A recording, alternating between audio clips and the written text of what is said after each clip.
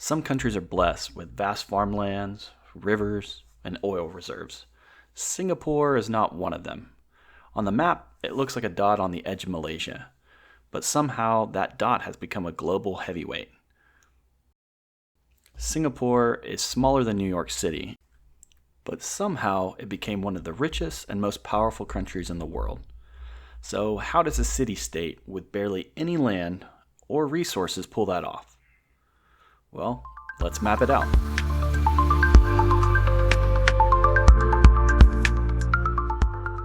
Today, Singapore is famous for its skyscrapers, its busy ports, green initiative, its food culture, and a world-class airport that doubles as a tourist attraction.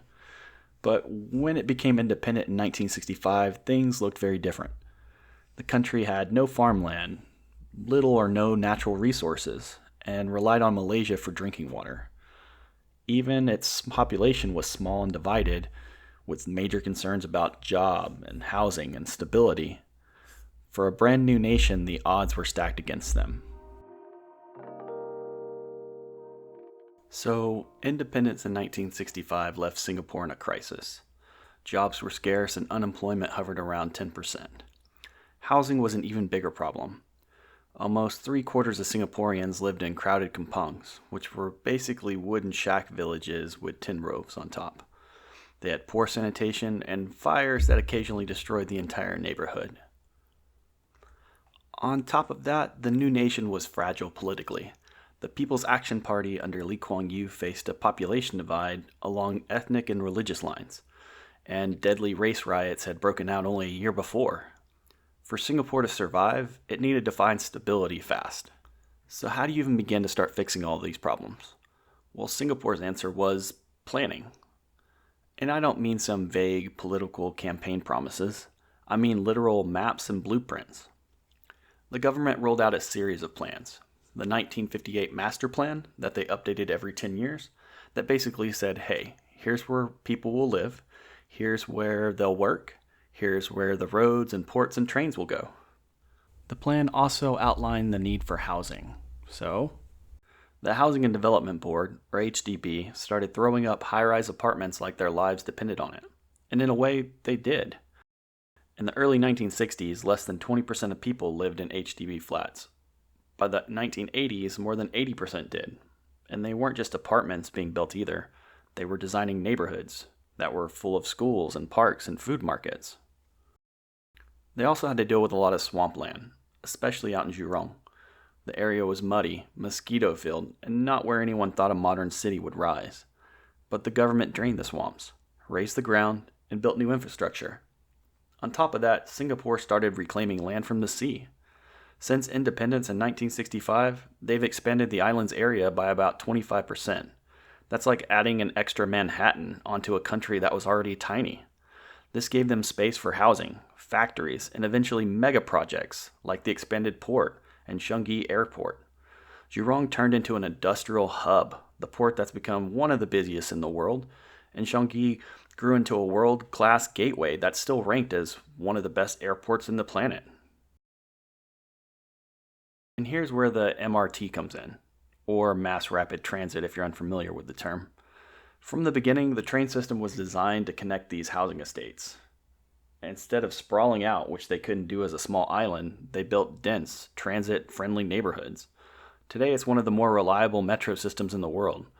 And the MRT serves an average of roughly 3.4 million passengers daily. That's millions of journeys across the island. Isn't it amazing how much a small dot on the map can actually handle? So within a couple decades, Singapore went from overcrowded slums and high unemployment to clean apartments, steady jobs, metro system, and world-class infrastructure. So water used to be a big concern for this island city-state country.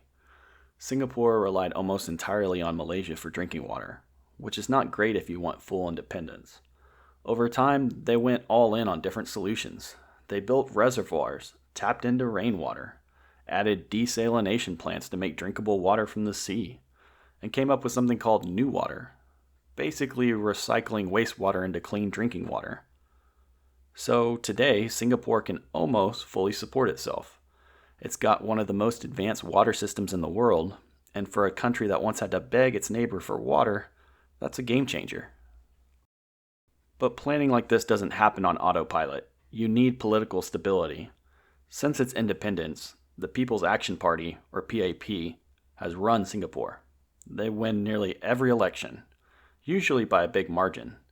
Some people have called it semi-authoritarianism, but here's the upside. It meant that these projects like the master plan, their advanced water system, their housing policies, and even the MRT didn't get scrapped every few years. Most democracies would struggle to keep up with a project going on for decades. Singapore's system has made long-term planning possible. So let's talk about its geography. Singapore sits right on the Strait of Malacca, one of the busiest shipping lanes in the world. Oil, electronics, manufactured goods, a lot of it passes through here. Singapore didn't just sit back and let its neighbors, Indonesia and Malaysia, dominate the trade route. They invested heavily in port infrastructure and logistics, turning themselves into a hub for trade and finance. Even today, the port handles over 30% of the world's shipping container trade. That's a lot of money flowing through a country smaller than New York City. And Singapore isn't done planning. They're now going green and high-tech at the same time. Solar panels are popping up on these HDB flats. Buildings like Marina One and Gardens by the Bay are covered in greenery and vertical gardens. Changi Airport's jewel is both a shopping mall and the world's tallest indoor waterfall. These green projects aren't just for looks, though. They help cool the city, capture rainwater, and reduce energy use. Some people even call Singapore the world's first solar punk city. All this planning didn't wipe out their culture either. Singaporeans love their food, and hawker culture is at the heart of it. Amazing meals like Hainanese chicken rice served right next to your neighbors. Anthony Bourdain once said, "If you love food, Singapore is the place to be." And he was right. UNESCO even recognized hawker culture as World Heritage. These centers aren't just about food. They're lively public spaces where people meet, talk, and connect. It's proof that smart planning can leave room for life, not just buildings and roads. Singapore shows you can literally plan a city from survival to success. No natural resources? No problem. They built housing, secured their water, created a world-class port, and made sure that politics didn't get in the way. They even found ways to go green and think decades ahead. And you can drive across the whole country in less than an hour. So the next time someone says cities can't be planned, just point them to Singapore. And that's Singapore's story. But now I want to hear yours. What other amazing places should we explore next? Drop your ideas in the comments, and if you've enjoyed this video, please hit like and subscribe to Mapped Out. I really appreciate it.